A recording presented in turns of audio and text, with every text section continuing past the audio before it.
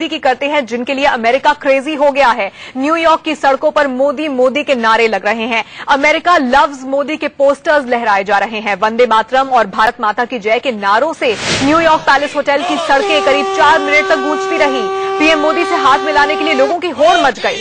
आलम यह रहा कि एफबीआई और एसपीजी के अधिकारियों के पसीने छूट गए। खुद देखिए मोदी ने अमेरिका को कैसे क्रेजी कर दिया है। Modi Modi welcome Modi Modi Modi welcome Modi Modi welcome Modi Modi Modi हर हर मोदी मोदी मोदी मोदी मोदी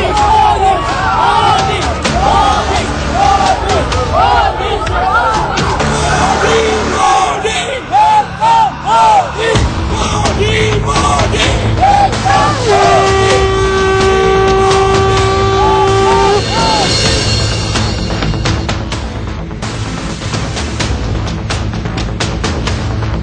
जैसे ही प्रधानमंत्री नरेंद्र मोदी ने ओबामा के देश में कदम रखा, पूरा अमेरिका नमो नमो के रंग में रंग गया। मोदी मोदी वेलकम मोदी। मोदी न्यूयॉर्क के जॉन एफ कैनेडी एयरपोर्ट उतरे, जहां उनकी अगवानी भारतीय राजदूत डॉक्टर एस जयशंकर ने की।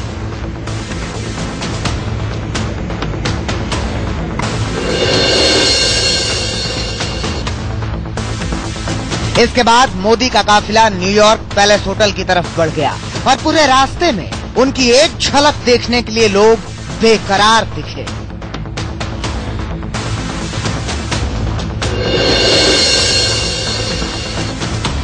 रास्ते में प्रधानमंत्री नरेंद्र मोदी को 5 लेयर की सुरक्षा दी गई थी। मोदी की सुरक्षा का जिम्मा अमेरिकन सीक्रेट एजेंट को सौंपी गई थी। सफर के दौरान हेलीकॉप्टर से भी उनके काफिले की निगरानी हो रही थी।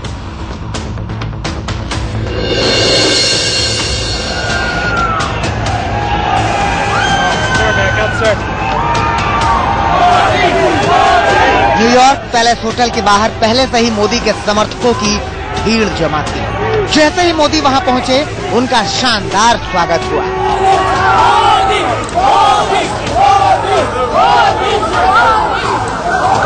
मोदी के समर्थकों ने मोदी मोदी के नारे लगाए।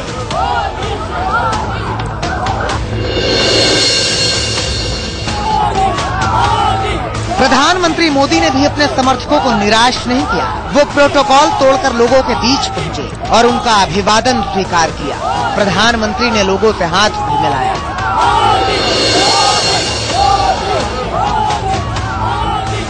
मोदी के समर्थकों के हाथ में मोदी के पोस्टर थे, जिसमें अमेरिका लव मोदी लिखा हुआ था।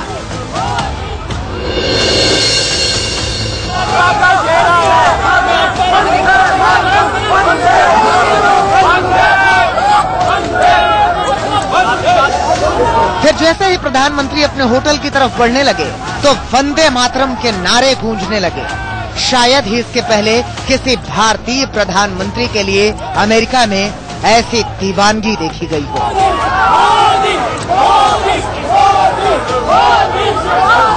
शीतल राजपूत के साथ दीपक चौरसिया, न्यूयॉर्क, इंडिया न्यूज। तो मोदी में हुआ है इस वक्त अमेरिका। इस वक्त हमारे साथ वरिष्ठ पत्रकार एनके सिंह साहब लगातार जुड़े ही हुए हैं स्टूडियो में। सिंह साहब, ये बताइए कि बॉलीवुड के किसी सुपरस्टार के लिए जितना क्रेजी कोई देश हो सकता है, ऐसा इस वक्त नजर आ रहा है कि कोई बॉलीवुड का सुपरस्टार वहां पर पहुंचा हो। शायद पहली बार होगा कि किसी देश के प्रधानमंत्री के लिए अमेरिका में इस तरह का नजारा दिखा हो। जी हाँ, भारत के इतिहास में, और सिर्फ स्वतंत्र भारत के ही नहीं, इसके पहले का भी ले लें, मुझे याद नहीं आता है कि कभी किसी प्रधानमंत्री का इस तरह खैर मकदम हुआ हो। लेकिन तानिया, इसमें एक चीज और सोचने वाली है। हम टीवी में शब्दों को लेके काफी फैयाज दिल होते हैं, काफी उदार होते हैं। हम इसे कह रहे अमेरिका ने स्वागत किया। दरअसल ये भारत के लोग जो वहां 1 लाख स्टूडेंट्स हैं, वहां पे करीब 1.5 लाख लोग हैं वहां पे जो कि ये आते हैं, तो ये भारतीय लोग हैं जो जबरदस्त स्वागत करें। हाँ, लेकिन फिर भी किसी और प्रधानमंत्री का तो मैंने नहीं देखा है कि इस तरह का स्वागत हुआ हो, अगर भारतीय ही हैं और इस तरह का। और फिर दूसरा पक्ष देखिए, ओबामा अपने सारे प्रोटोकॉल छोड़ के उनको यूएनजीएन में जा रहे हैं। तमाम नेता आते हैं जो हेड ऑफ द स्टेट हैं, वो पार्टिसिपेट करने, कभी भी उनको अपने उसमें एक पर्टिकुलर हाउस में नहीं रखा जाता है। यहां पे व्हाइट हाउस के एक पर्टिकुलर उसमें विला में इनको रखने का निमंत्रण है। तो कुल मिला के अमेरिका, ये तो बात सही कि अमेरिकन गवर्नमेंट जबरदस्त स्वागत कर रही है, अमेरिकन गवर्नमेंट काफी मुतासिर है, इनके काफी प्रभावित है। इसके साथ वहां की जो पब्लिक है, पब्लिक में भी एक पॉजिटिव मैसेज गया है। मैं ये नहीं कहूंगा आप जो भीड़ दिखा रही हैं ये सब वहां के भारतीयों की है जो मोदी मोदी कर रहे हैं, लेकिन जब हम कहते हैं अमेरिका तो ये बात सच है कि अमेरिकन गवर्नमेंट भी इस विजिट को काफी एक्सपेक्टेशन से देख रही है और मुझे लगता है कि काफी टेंजिबल रिजल्ट्स आएंगे। हो सकता है कि ट्रेड टर्म्स में आए या ना आए, लेकिन आने वाले दिनों में ये टेंजिबल रिजल्ट्स देंगे, क्योंकि दोनों हेड ऑफ द स्टेट ये माइंड जो है ना, ये दोनों ट्रेडर्स बहुत अच्छे हैं। जितना मैं मोदी को जानता हूं, मोदी का ट्रेडिंग सेंस जबरदस्त है और ओबामा का कहना ही क्या है। दोनों जब मिलेंगे तो मैं बहुत ज्यादा उत्सुक इस बात पे हूं कि ट्रेड वॉल्यूम में कितना इजाफा होता है, भारत को कितना फायदा होता है। बाकी ये जो आप देख रही हैं स्वागत, ये स्वागत तो अद्भुत है, इसमें कोई दो राय नहीं, लेकिन ये स्वागत ये भारतीय कर रहे हैं और भारतीय स्टूडेंट ही वहां पे 1 लाख हैं, तो आप समझ सकती हैं। अच्छा, गुजराती सबसे ज्यादा है वहां पे जो बिजनेसमैन हैं, तो नेचुरली मोदी के लिए एक पूरे कंट्री में, भारत में भी यही है और अमेरिका में भी है, तो मैं कह सकता हूं कि एक बड़ा पॉजिटिव साइन। इस बात में कोई शक नहीं है कि इंडियन अमेरिकन जोरदार स्वागत कर रहे हैं मोदी का, लेकिन जो बात सिंह साहब ने कही कि जो अमेरिकी प्रशासन है, अमेरिकी सरकार है, वो भी खास तैयारियां कर रही है नरेंद्र मोदी के लिए। उन्होंने भी खास तैयारियां की है सुरक्षा के लिहाज से।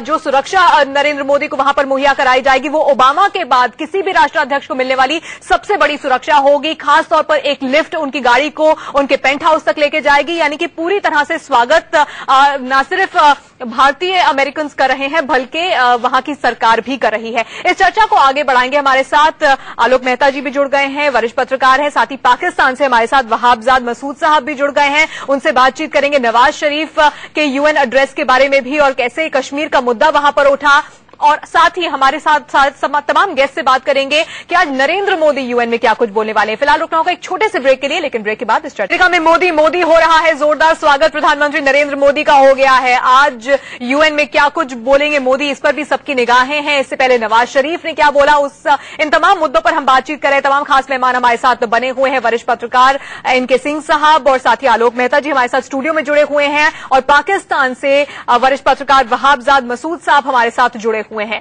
तो कुल मिलाकर नरेंद्र मोदी यूएन असेंबली में आज बोलने वाले हैं। इससे पहले कल पाकिस्तान ने यूएन में एक बार फिर से कश्मीर राग अलाप दिया है। नवाज शरीफ ने कश्मीर में जनमत संग्रह कराने की बात कही है।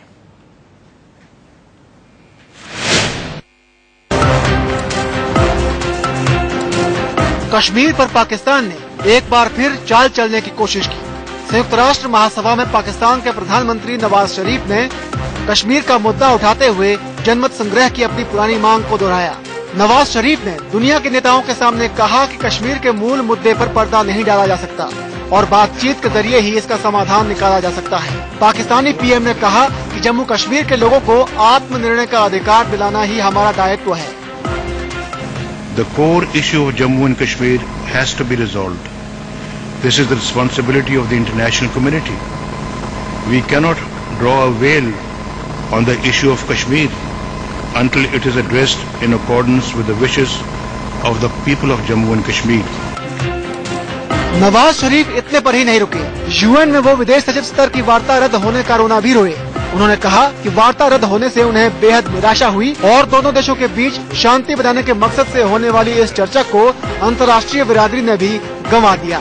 नवाज शरीफ ने कहा कि पाकिस्तान मानता है कि किसी भी हालत में भारत और पाकिस्तान के बीच का विवाद हल होना चाहिए और दोनों देशों में आर्थिक और व्यापारिक संबंध कायम होने चाहिए। We were disappointed at the cancellation of the Foreign Secretary level talks by India. Pakistan is convinced that we must remain engaged in the dialogue process for settling disputes and building economic and trade relations. साफ है कि पाकिस्तान दुनिया के सामने भारत को गलत साबित करना चाहता है और भारत भी अपने पड़ोसी की इस चाल को अच्छी तरह समझता है। कश्मीर के मुद्दे पर भारत ने नहले पर दहला मारा है। नवाज शरीफ चाहते थे कि वो जब कश्मीर का मुद्दा यूनाइटेड नेशंस में उठाएं तो नरेंद्र मोदी उनकी चाल में फंसकर उसका जवाब दें। लेकिन भारत ने सिर्फ अधिकारी स्तर पर इसका जवाब देना उचित समझा और पाकिस्तान की इस चाल को पूरी तरह से बेनकाब कर दिया कि पाकिस्तान इस मुद्दे का अंतर्राष्ट्रीयकरण करना चाहता है। जाहिर सी बात है, भारत पाकिस्तान की चालों को बहुत बेहतर ढंग से समझता है और ये बेहद अच्छी तरह से जानता है कि उसका जवाब किस तरीके से देना है। कैमरामैन सुरेंद्र रावत के साथ दीपक चौरसिया, न्यूयॉर्क, इंडिया न्यूज। सीधे पाकिस्तान का रुख कर लेते हैं। इस वक्त हमारे साथ वहां से वहाबजाद मसूद साहब जुड़े हुए हैं। वहाब साहब, ये बताइए कि नवाज शरीफ बार बार कश्मीर का मुद्दा क्यों उठाते रहते हैं, यही राग क्यों अलापते रहते हैं? देखिए, बात यह है कि दोनों रियासतों में जो पाकिस्तान और भारत की दो रियासतें हैं, ये एक टेरिटोरियल कॉन्फ्लिक्ट तो मौजूद है और हमने मुख्तलिफ जो हमारे मरहले रहे हैं, जो मुख्तलिफ स्टेजेस रही हैं दोनों रियासतों के ताल्लुकात की, तो उनमें ये तस्लीम किया था कि ये कॉन्फ्लिक्ट है। और जब रियासत की पोजीशन बयान की जा रही होगी तो रवायती तौर पे पाकिस्तान का जो भी लीडर होगा वो इस पे बात तो करेगा। ये तो एक बात हुई। और दूसरी बात हमें ये जानना है कि देखिए, नवाज शरीफ यहाँ से पाकिस्तान से मामूल की नॉर्मल सिचुएशन में न्यूयॉर्क नहीं गए। यहाँ बैक होम बहुत हंगामा था, उनकी हुकूमत जो थी उसको बहुत बड़े खतरात थे और उसमें बहुत से लोग, हम जो पाकिस्तान में रहने वाले हैं, हम समझते थे कि भाई उसमें जो मुख्तलिफ रियासती इदारों में जो टकराव हो रहा था उसमें एक मुद्दा, एक जो कहना चाहिए नुक्ता, एक पॉइंट जो है वो भारत के साथ ताल्लुकात का भी था। इस वक्त पाकिस्तान की सियासी क़यादत में भारत के साथ अच्छे ताल्लुकात की ख्वाहिश रखने वाला और इस पे ठोक बजा के बात करने वाला लीडर नवाज शरीफ है। लेकिन वो जिन हालात में गए हैं, मेरा ये कहना है कि ये जो उन्होंने तकरीर में थोड़ा मामूल से थोड़ा सा ज्यादा इस पे बात की है, basically an exercise in mending fences back home है। ये पब्लिक कंजम्पशन के लिए बात की है। मैं नहीं समझता कि इसे दोनों रियासतों में किसी बहुत बड़े जो है वो कहना चाहिए कि किसी उतार चढ़ाव या हंगामे की बुनियाद बनना चाहिए। रियासतों को एक दूसरे की मजबूरियां, सियासी लीडरों को एक दूसरे की मजबूरियां समझनी चाहिए। ऐसा कुछ कहना नवाज शरीफ की मजबूरी थी। चलिए, नवाज शरीफ की क्या मजबूरी थी? आलोक जी ये बात कहना, आप कुछ कहना भी चाह रहे थे, लेकिन मेरा सवाल आपसे यह है कि नवाज शरीफ किसे खुश करने के लिए बार बार ये राग आलापते हैं? क्या आवाम को खुश करने के लिए या फिर किसी और को? देखिए अभी मसूद साहब मैं बहुत ही वेलकम करता हूँ, मुश्किल ये है कि देखिए मसूद साहब, मैं एक बात कह रहा था कि देखिए ये सही है कि ये आवाम की आवाज नहीं है। बिल्कुल मसूद साहब ने बहुत सही बात थोड़ा माना और ये बड़े खुशी की बात है कि उन्होंने माना कि ये जनता नहीं चाहती है, वहां की जो जनता है वो चाहती है, पब्लिक जो है वो चाहती है कि नहीं अच्छे संबंध हो। और केवल चूंकि हम लोग जो मानते हैं कि आतंकवादी गतिविधियां भी जो बढ़ती थी, जो टेररिज्म आता है, उससे खुद पाकिस्तान भी परेशान है, लेकिन सेना और आईएसआई का इतना दबाव है। और आपने ठीक कहा, अभी बीच में जो दबाव पड़ रहा था तो उनको लगता है कि पब्लिक का ध्यान कम से कम जाएगा कि नहीं बड़ा इंडिया के पर, लेकिन इंडिया के खिलाफ वहां बोल करके जो बायलैटरल बातचीत शिमला समझौते के तहत होना था, इसके बाद नवाज शरीफ के साथ कितने अच्छे रिश्ते, वाजपेयी साहब वहां गए, इसी तरह से मोदी जी ने अपनी ओथ लेते समय उनको बुलाया। एक तरह से लोग ये मानते थे कि नहीं ये ऐसी पार्टी है जो शायद पता नहीं पाकिस्तान के साथ अच्छे संबंध रखेगी कि नहीं रखेगी। उसके बाद इस तरह से कश्मीर में, देखिए मैं कई बार न्यूयॉर्क में यूएन असेंबली में हम देख चुके हैं, पाकिस्तान के राष्ट्रपति तक ने भी कई बार उस मुद्दे को नहीं उठाया। इस मौके पर इतने ज्यादा शब्दों का इस्तेमाल करना, ऐसा लगता है जैसे वो वहीं आकर लड़ना चाहते हो। अरे आप जो कुछ करना है वो भाई एक दूसरे के साथ बैठ के आपका हल वहां कहीं नहीं निकलना है। दोनों देशों का ये मुद्दा है, दोनों देशों को इस बात का हल निकालना है, लेकिन इस तरह का प्रोवोकेटिव स्टेटमेंट जो यूएन महासभा में आज में दिया था नवाज शरीफ ने कल रात को, उसका क्या मतलब है और क्या मोदी को इसका जवाब देना चाहिए? इस पर इस चर्चा को आगे बढ़ाएंगे। इस छोटे से लगातार बात कर रहे हैं प्रधानमंत्री मोदी के अमेरिकी दौरे से जुड़ी तमाम खास मेहमान हमारे साथ बने हुए हैं। ब्रेक पे जाने से पहले हम बात कर रहे थे नवाज शरीफ के यूएन महासभा में जो संबोधन उन्होंने दिया है, जो भाषण उन्होंने दिया है, उसके बारे में एनके सिंह साहब हम बात कर रहे थे कि क्या किसी दबाव में ये भाषण उन्हें देना पड़ा, कश्मीर का मुद्दा उन्हें उठाना पड़ा, लेकिन कुल मिलाकर क्या डरा हुआ है पाकिस्तान? क्या कहीं ना कहीं डर है कि उनके देश से जुड़े मुद्दों को, उनसे जुड़े मुद्दों को दुनिया भर के देशों में और वर्ल्ड मीडिया में उतनी इंपॉर्टेंस नहीं मिल रही है, इसीलिए बार बार कश्मीर का मुद्दा उठाना पड़ता है?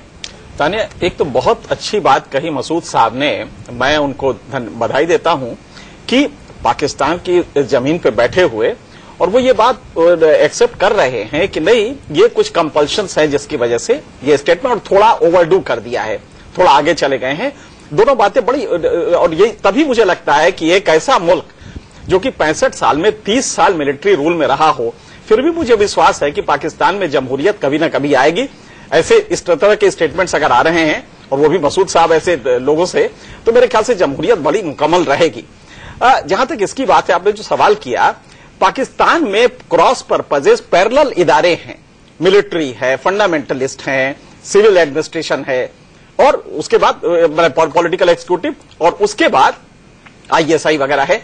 आप अगर देखें तो इस समय जो नवाज शरीफ का स्टेटमेंट आया, कतई कोई जरूरत नहीं थी। वहां की जमहूरियत, वहां की आवाम कतई नहीं चाहती है कि यही इशू लेके वहां पे आपका ह्यूमन डेवलपमेंट इंडेक्स खराब है, आपका टोटल GDP 165 बिलियन डॉलर का है, भारत का 1.6 ट्रिलियन डॉलर का है। आप कहां इन चीजों में पड़े हुए हैं? आपके यहां एक कोई पैदा नहीं हो रहा है, कोई इंडस्ट्रियल डेवलपमेंट नहीं है, रोजगार की हालत खराब है, फंडामेंटलिस्ट जिस तरह से वहां पे उपद्रव मचा रहे हैं, ये इश्यूज होने चाहिए थे। इस समय आप UNGA में अगर आप बोल रहे हैं तो एक वही पुराना राग, वही कश्मीर, और जो कि डिस्प्यूट है, हमने कभी नहीं डिस्प्यूट किया, काउंटर आर्गुमेंट नहीं किया है। तो सीधी सी बात है कि हमारा ट्रेजेक्ट्री डेवलपमेंट का अलग है, पाकिस्तान का अलग है। नवाज शरीफ साहब जब वापस जाएंगे तो उनको फंडामेंटलिस्ट कह सकते हैं कि भाई बहुत अच्छा किया, आर्मी कह सकती है बहुत अच्छा तुमने किया, इंडिया को सख्त जवाब दे दिया, लेकिन क्या इससे बहबूदी वहां की होगी?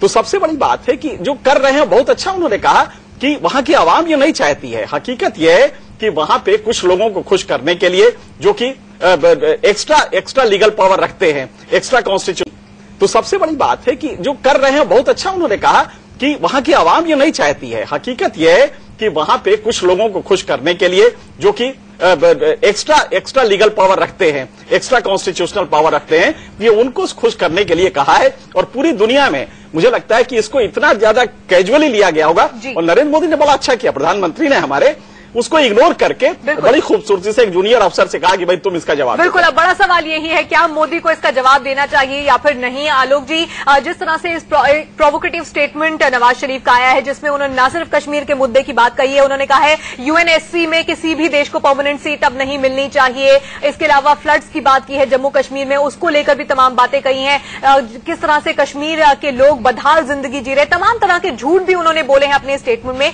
क्या अब नरेंद्र मोदी को इसका जवाब देना चाहिए या फिर उनके इस संबोधन को इंपॉर्टेंस ही नहीं देनी चाहिए?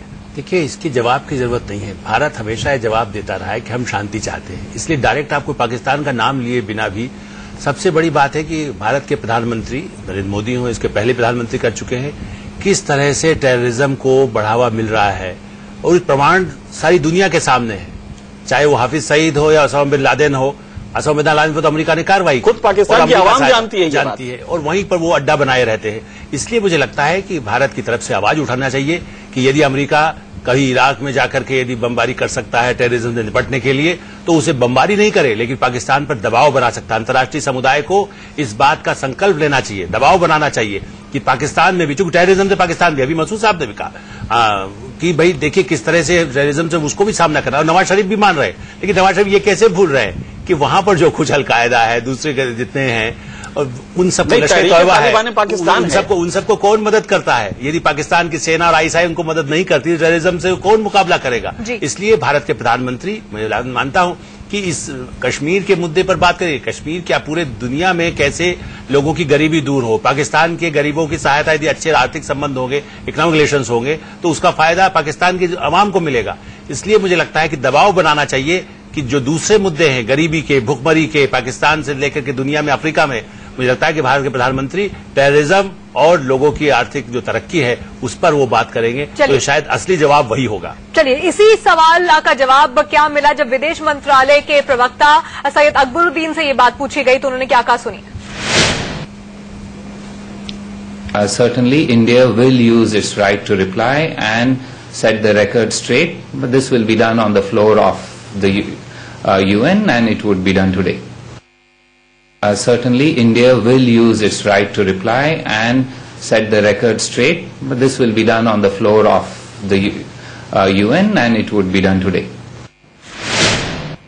तो सिंह साहब, इस स्टैंड पर क्या कहेंगे कि एक अधिकारी जवाब जरूर देगा इस बात का, लेकिन नरेंद्र मोदी लगता नहीं है इस बारे में कुछ बोलने वाले हैं? देखिए, एक टेंजेंशियल रेफरेंस तो होगा, एक टेंजेंशियल रेफरेंस इसलिए कि अमेरिका भी ये चाहेगा कि जिस तरह वहां पे आईएस कर रहा है या जिस तरह टेररिज्म का एक स्प्रेड फैल रहा है, उसको लेके अमेरिका, तमाम वर्ल्ड की बॉडीज, वर्ल्ड की जो कंट्रीज हैं, वो चाहेगी कि इस पे एक हेड ऑन कोलिजन हो।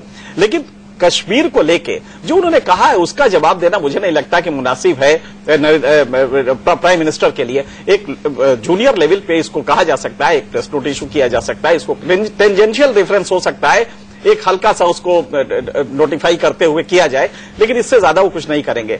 सबसे बड़ी बात है कि पाकिस्तान अब पूरे मैप में धीरे धीरे एक टेररिस्ट कंट्री की तरफ अपनी इमेज बनाता जा रहा है, और मुश्किल ये है कि वहां के इदारे, पॉलिटिकल एस्टेब्लिशमेंट वहां पे हाथ धरे बैठा है क्योंकि उसके पास ताकत नहीं है, आर्मी सब कुछ कर रही है। ऐसे में जब यूएनजीए में कोई आवाज उठती है तो ये माना जाता है कि कहीं ये प्रोवोक कहीं और से हुआ है, लिहाजा उसको मेरे ख्याल से नॉर्मली वर्ल्ड बॉडीज जो हैं वो बहुत ज्यादा उसको तरजीह देते नहीं। हमारा यूएनएससी में आना ना आना मुझे नहीं लगता है कि पाकिस्तान के लिए, बल्कि उसको तो ये कहना चाहिए कि भाई भारत आए, बहुत अच्छी बात होगी। अगर ये सिलसिला रहता तो मेरे ख्याल से हिंदुस्तान पाकिस्तान के रिलेशन में और एक नया डायमेंशन जुड़ता। लेकिन वहां लगता है कि जिस तरह के इदारे हैं और जिस तरह वहां पर टेररिज्म फैल रहा है, तहरीक तालिबान पाकिस्तान या अलकायदा जिस तरह से पैर पसार रहा है, उनको अपनी सोचनी चाहिए बजाय इसके कि समय कश्मीर लेके बैठे। ये ओकेजन था कि वर्ल्ड फोरम पे जाके कुछ और बातें करते, टेररिज्म को लेके करते तो शायद एक बार रिकॉग्नाइज होते। और नरेंद्र मोदी शायद यही करेंगे कि एक फोकस रहेगा टेररिज्म पे, डेवलपमेंट पे फोकस रहेगा। उनको मुझे नहीं लगता है कि इस पे जवाब देने वो जा रहे हैं। मसूद साहब इस बात से आपके पास आऊंगी, आलोक जी, मसूद साहब से एक रिएक्शन। जी बोलिए। एक पंक्ति जोड़ देता हूं कि देखिए, जब यदि जवाब जैसे प्रवक्ता ने कहा, यदि संकेत यदि माना जाए तो हम ये तो कह सकते हैं कि जम्मू कश्मीर में जनता इस समय बाढ़ से प्रभावित है, हम उसकी सहायता के लिए, यूएन ने भी ऑफर किया था हम कोई सहायता कर सकते हैं। तो पूरे कश्मीर इलाके में और किस तरह से हमारे यहाँ किस तरह चुनाव हुए हैं, किस तरह से उसके वहां पर डेमोक्रेटिक सरकार रही है, इसलिए सबसे बड़ा जवाब यही है। किसी जनमत संग्रह की जरूरत नहीं है, दुनिया को पहले भी मालूम है, सारे ऑब्जर्वर वहां जाते हैं कश्मीर में चुनाव होते हैं, अमेरिका के भी और दुनिया भर के लोग, एम्बेसी जाती है। इसलिए मुझे लगता है कि जो प्रवक्ता ने कहा है, यदि कोई जवाब होगा तो यही होगा कि वहां एक इलेक्टेड गवर्नमेंट है, इसलिए इस तरह की बात जो पाकिस्तान कह रहा है ये बिल्कुल बकवास है। अगर जनमत संग्रह ही कराना है, अगर फाटा रीजन में करा लिया जाए तो आज हालत बिल्कुल अलग होंगे। चलिए मसूद साहब से इस पर रिएक्शन लेते हैं। मसूद साहब, क्या इस बात से आप इत्तेफाक रखते हैं कि एक ऐसे फोरम पे जहां पूरी दुनिया आपको सुन रही है, वहां पर बहुत से मुद्दे हो सकते थे जिन पर बातचीत कर सकते थे नवाज शरीफ, लेकिन नहीं की और इस मुद्दे का ही राग अलापते रहे? और साथ ही मैं आपसे यह भी सवाल पूछना चाहूंगी कि क्या अब इंतजार हो रहा है नरेंद्र मोदी के भाषण का, पाकिस्तानी मीडिया भी उसको कवर कर रही है, कि क्या अब नरेंद्र मोदी जवाब देते हैं या फिर नहीं? देखिए, उसमें एक बुनियादी बात यह है कि इस कॉन्फ्लिक्ट में पाकिस्तान की पोजीशन जो है वो रिविजनिस्ट की है और भारत की जो है वो स्टेटस को की है। तो अगर एक पार्टी जो है वो चाहती है कि इस मसले को कायम रखा जाए, जो कि इस पोजीशन में पाकिस्तान मसले को कायम नहीं रखा जाए, यानी इस बात को कॉन्फ्लिक्ट है, ये पाकिस्तान की ऑफिशियल पोजीशन है, तो नवाज शरीफ साहब का ये बात करना समझ में आता है। मेरे ख्याल में जो इंडियन लीडरशिप है उसे इसका इस तरह से जवाब जो है वो नहीं देना चाहिए, इसलिए कि ये उनकी पोजीशन नहीं है। पाकिस्तान में मियां नवाज शरीफ साहब ने 99 में जब वाजपेयी साहब आए थे तो जो पोजीशन अख्तियार की थी, उस वक्त मियां नवाज शरीफ की सियासी कुव्वत और थी। इस बीच में 2006 और 5 वाले परवेज मुशर्रफ के साथ जो बातचीत हुई थी भारत की, वो भी गुजरी है। पाकिस्तान में अब एक नई सूरत हाल है। मियां नवाज शरीफ साहब भारत के साथ मामला तय करने में इतने मजबूत नहीं रहे जितने वो 99 में थे। इस बीच में जो है वो 15 बरस गुजर गए हैं और सियासी कुफ्तों में और खासतौर पे मियां नवाज शरीफ साहब की पोजीशन जो है वो हमारी सियासी इक्विलिब्रियम में। मसूद साहब, ऐसा तो नहीं है कि कहीं पाकिस्तान को रिगेन करने के लिए, अपनी पोजीशन को रिगेन करने के लिए ये कश्मीर का मुद्दा उठाए हैं यूएनजीए में, ताकि डोमेस्टिक फ्रंट पे थोड़ा मजबूत हो जाए? दोबारा कहिएगा, मैं नहीं सुन सका आपने जो फरमाया। ये जो कश्मीर का मुद्दा उन्होंने उठाया है यूएनजीए में, इसका सीधा मतलब है कि डोमेस्टिक फ्रंट में अपने को मजबूत करने के लिए, चूंकि उनकी कुर्सी हिल गई है, तो शायद अपने को मजबूत करने के लिए ये शुरू किया है कश्मीर का मुद्दा। उसके अलावा भी अगर ये ऐसा नहीं भी होता तब भी जब वो यूएन में बात करेंगे और पाकिस्तान की ऑफिशियल पोजीशन बयान करेंगे तो ये मामला उसमें आएगा तो सही। अब उसमें ये एक एडिड एंगल आ गया कि वो जिस सूरत हाल में गए थे वो जरा कहना चाहिए कि नॉर्मल नहीं थी।